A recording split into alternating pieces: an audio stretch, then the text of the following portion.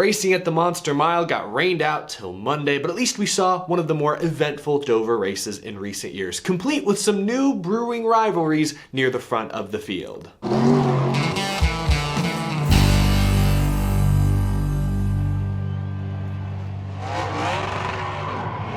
How's it going, y'all? My name is Eric. Welcome to Out of the Groove Dover Race Review Edition. That's right, we've got a lot to talk about here on a Monday afternoon. We're going to talk all things Dover. We'll talk about the race winner. We'll talk about the top finishers. We'll put this thing on the groovy gauge towards the end. Lots to get to, but before we talk Dover, it's officially Throwback Week, and as you probably know, Goodyear is once again sponsoring the Darlington Throwback Race, the Goodyear 400. Goodyear continues to celebrate their long history with NASCAR. They've been affiliated with the sport for 68 years now. And to keep with the throwback theme this weekend, Goodyear is featuring a vintage sidewall design on its tires for all three series. Take a look at the Cup Series tire design. This was last used during the 1980 to 1992 Cup Series seasons. This design is meant to mimic the spray-painted logos of the past and pay tribute to the first time Goodyear featured Eagle on its race tire sidewalls in NASCAR. And I want to remind you guys, you only have a few days left to enter their Bring Home the Win sweepstakes, where you can win a race-used Goodyear throwback tire off the race-winning car.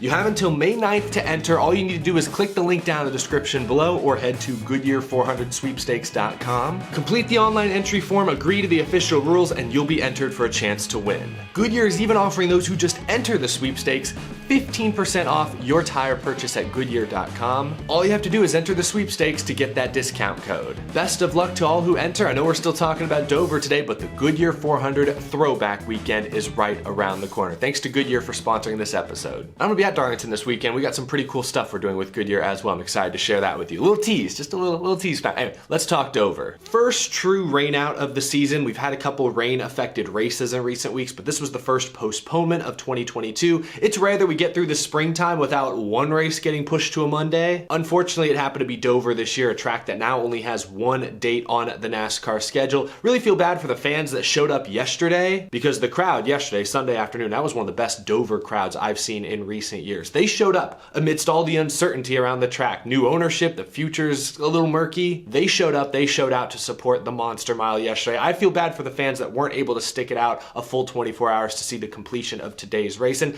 before we talk about the race, I do want to touch on that real quick. Hindsight's obviously 2020, but I've seen a lot of fans this weekend voicing their displeasure with NASCAR and Fox's scheduling decisions. The race yesterday did not go green until after 3 o'clock local time, and the persistent rain showers later in the afternoon forced NASCAR to call the race before the sun had even fully set. That's because, of course, Dover Motor Speedway does not have lights. We can't race at night at the Monster Mile. So if there's one thing I'd like to say to NASCAR and Fox more importantly, is that tracks without lights shouldn't start late in the afternoon. I completely understand why Fox and NBC love the later 2-3 p.m. Eastern time starts, because it helps bring in the West Coast viewership. And I also understand that the benefits of starting these races late may outweigh the costs of a couple rainouts a year. But at some point, we have to prioritize the fans attending the race. You know, the fans that are spending hundreds of dollars on tickets, hundreds of dollars on travel, hours,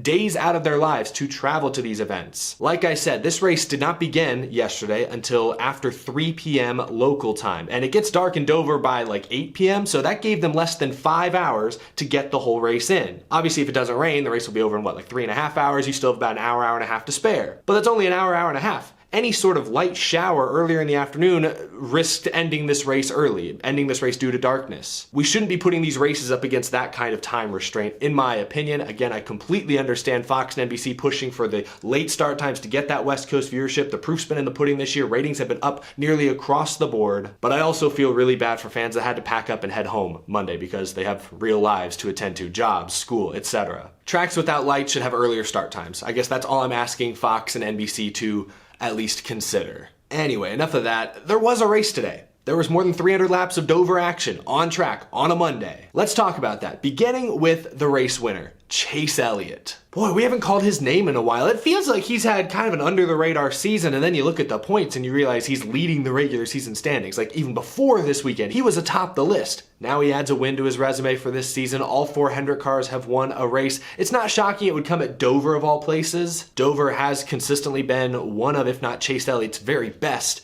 oval track from a statistical standpoint. He has, I think, 8 top 5s coming into this race. So after today, I think he has 9 top 5s at Dover in 12 career starts. 9 top 5s, including now 2 wins. Chase Elliott had not won on an oval in over 18 months. Since November 2020, the championship race at Phoenix, that was his last oval victory. He won a couple of road course races last year, but even then, his last race win period was July 4th last year, nearly a year ago. We're at like 10 months now. Chase Elliott, despite being very consistent last year, he made it to the championship 4, and very consistent this year, leading the points, he'd been on a winless streak. And during that time, he's had to watch Kyle Larson, his teammate, win a ton of races and a championship. He's seen Alex Bowman win multiple races. He's even seen William Byron now win, 3 or 4 races since his last victory. You gotta imagine Chase Elliott was getting kind of hungry, kind of starved for a trophy. Like, sure, championship 4 berth last year was great. Leading the standings this year has been awesome for sure, but you want to win races. That's why anyone becomes a race car driver, is to add trophies to their trophy case. Cool to see Chase Elliott finally get it done in convincing fashion. Like, it's Dover. It was a track position race. I don't think Chase Elliott had the very best car today, but he was a top 5 car, and once Alex Bowman and Kyle Busch had issues or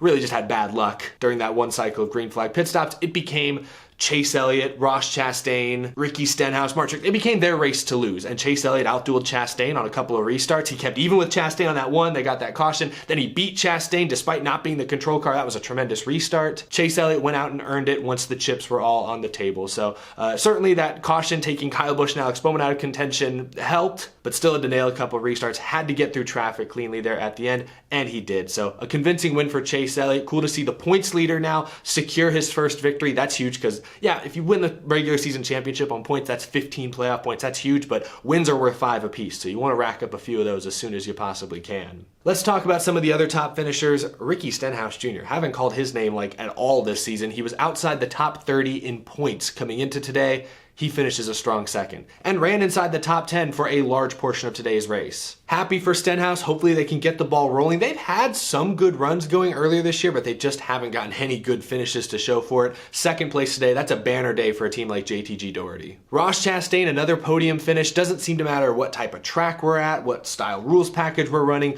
Ross Chastain is in contention every single week. He is a championship favorite at this point. I'm having a hard time picking against Ross Chastain these days, so another solid run for Chastain. Christopher Bell, and I'll throw in Kyle Larson as well. Both of those drivers rebounded from early incidents. Christopher Bell had a loose wheel on a pit stop, had to pit under green. Actually went 2 laps down, I believe. Worked his way back onto the lead lap, ends up finishing in the top 5. And Kyle Larson spun out. Both of his right side tires went flat during the spin. He had to limp it to pit road, damaged his right front as a result, yet somehow Larson was still able to run up with the top 10. Good bounce back days for those guys. And I mentioned Alex Bowman and Kyle Busch. Bowman comes back to finish 5th. Kyle Busch gets a top 10 out of it. They had 2 really good cars, probably 2 top 5 cars, maybe the 2 best cars in this race, but they got caught out of sequence during a cycle of green flag stops. They were among the first to pit for fresh tires. Caution came out for AJ Allmendinger's tire falling off on the back straightaway. Caught those 2 a lap down. They had to take the wave around, lose all their track position, and work their way forward. Dover's a tough place to pass. It's a track position race every year, no matter the car, no matter the rules package.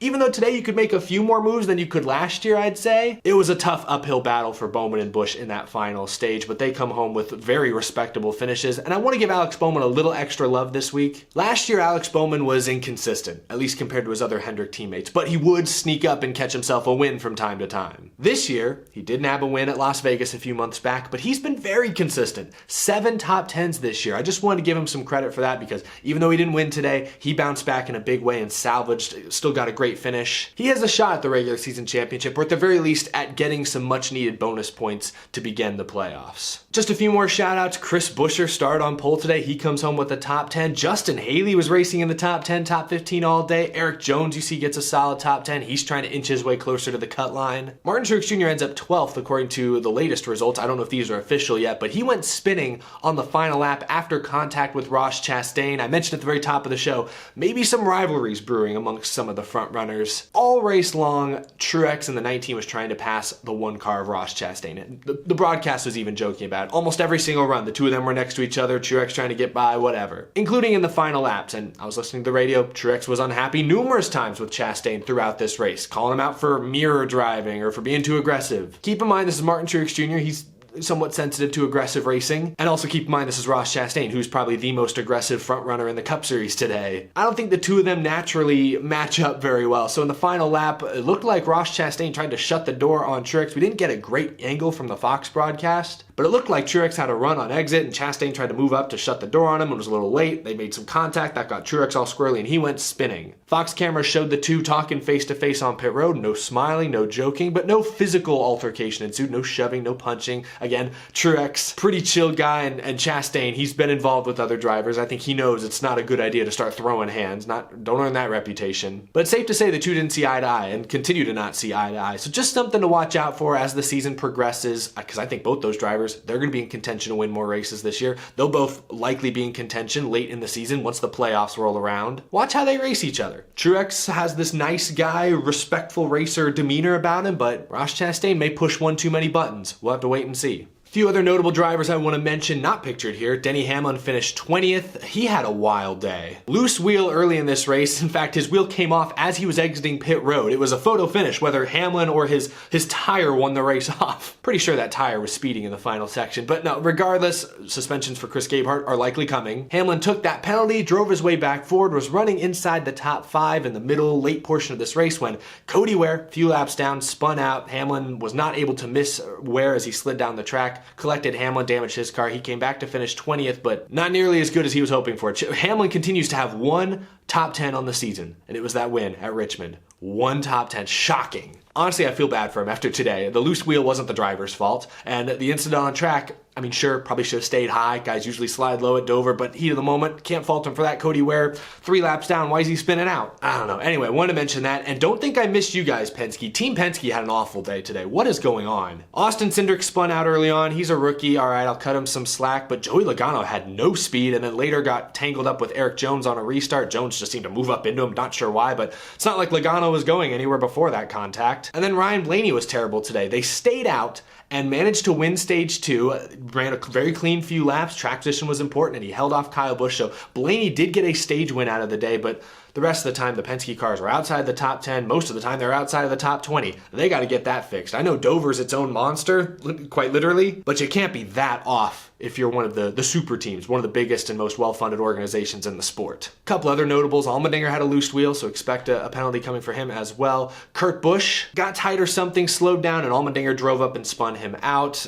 Kurt Busch definitely slipped up there, but I think he was hoping Allmendinger would cut him a break earlier in the race. Allmendinger did not, so that ended Kurt Busch's day. And Tyler Reddick had a rough weekend all around, wrecked late in this race, got a bad finish. Both Reddick and Kurt Busch came into the day just behind the cut line if we looked at the playoff grid. Both finished today in the 30s, so points becoming a real concern for Kurt Busch and Tyler Reddick, I'd say. Anyway, those are your top finishers. A lot of things happened today. That's what I mean. This was a very eventful race by Dover standards especially. Let's talk about this race for just a moment, because we still don't know for sure if Dover will be on the schedule next year. I hope it is. I think they'll have one date next year, but we don't know for sure. It's not a done deal at this point, but I think the crowd yesterday and even the folks that came back and showed up today proves that this track should still have one date on the schedule. I hope SMI keeps it around. I hope NASCAR keeps it around. But anyway, that's besides the point. We talked about that last week. I thought the racing today was pretty good. It was a track position race for sure, but unlike last year, where once somebody got clear on a restart, it was over. There was no running them back down, no catching them.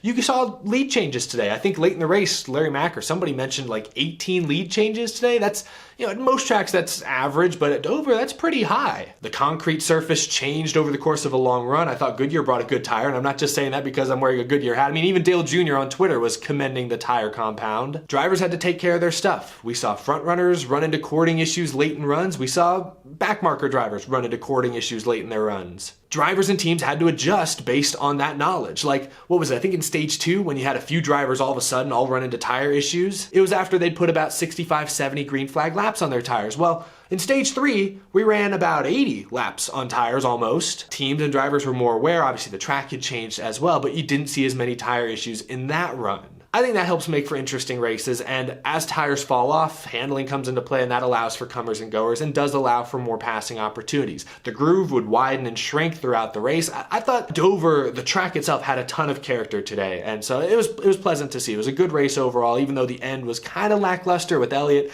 running off from Stenhouse and hiding. Up until that point, it was a decent race, so let's put this thing on the groovy gauge. I'm gonna give today's Dryden 400 a 70%, a very good overall race. I love that these cars are hard to drive even by themselves. I mean, we saw Kyle Larson just lose it all on his own. I loved how tire strategy came into play, and I loved all the lead changes and passing for position we saw, especially earlier in the race. Again, at the end, Chase Elliott got out in front, and Stenhouse didn't have anything for him, and even Chastain seemed to have used up his best stuff, so nobody was going to catch him. But before that, I thought the racing was very, very competitive, and the couple of restarts before Chase Elliott got away, that was really great stuff. He and Chastain holding each other side by side for multiple laps at a time was thrilling. So I'm going to give this race a 70%, a solid overall event. Is it enough to save Dover and keep it around for another year or many years to come? I don't know. Those are my thoughts. Share your thoughts down below. How do you feel about Chase Elliott getting his first win of the season? How do you feel about Bowman and Kyle Busch getting screwed over by a poorly timed out caution? How do you feel about the loose wheel epidemic that continues to plague many, many teams? Like today we saw big teams like Joe Gibbs Racing. Bell had to pit with a loose wheel before it came off, thankfully, and then Hamlin had a wheel completely come off. Like in the past, it's been a lot of the smaller teams with these penalties. Today it was Gibbs with their alternative pit stop choreography. Like we may talk about that again in future episodes because that's an issue that has not gone away this year. But let me know your early thoughts on the one lug nut deal going on in the NASCAR Cup Series. Share your thoughts down below. Anyway, that's gonna do it. If you're new to the channel, be sure to hit that subscribe button. We talk NASCAR day in, day out, race reviews, news updates, predictions, and much, much more. And as always, a big thank you to my remarkable Patreon supporters. I truly appreciate your support. Couldn't do the show without it. Like I teased earlier, I will be at Darlington this weekend doing some fun stuff with Goodyear. Also got some other things planned, so if you're gonna be at the track this Saturday and or Sunday, keep a lookout. I'll be posting some stuff here very, very soon. But thanks for watching this video, y'all. I hope you enjoyed the Monster Mile. I'll see you again very, very soon.